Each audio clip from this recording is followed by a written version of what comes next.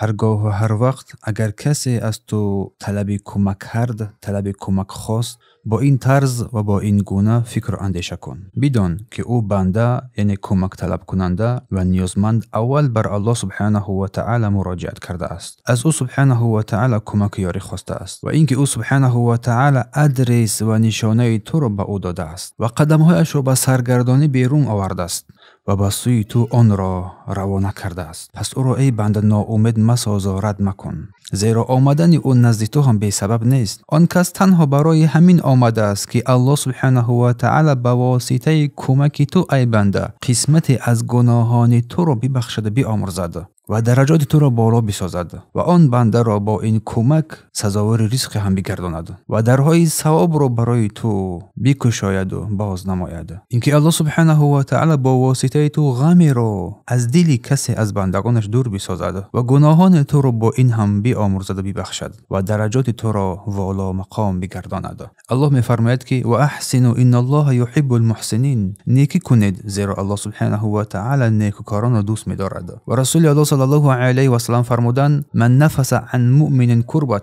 هر کی غم و اندوه مؤمن را دور بسازد من کرب دنیا، از غم و اندوه دنیایی، نفس الله عنه کربة من کرب یوم القیامه، به درستی الله غم و غوسه اندوه های روز قیامت را از او سبک میسازد. والله فی عون العبد، به درستی که الله در یاری بندگانش است. ما کان العبد فی عون اخیه، مادامی که بنده در یاری و کمک برادرش میشتابد. پس ای بندگان الله، هر باره که کسی نزد تو می آید یاریت را میطلبد، بر او چون بار از آسمان فرود آمده نگیر، نه همچون سنگ گران بر دوش، زیرا ممکن است که او جواب دعای توست یا تو جواب دعای او هستی، یا هر دو واسطه رحمت الله سبحانه و تعالی به یکدیگر بگردید. پروردگار ما را از احسانکاران و نیکوکاران قرار بده.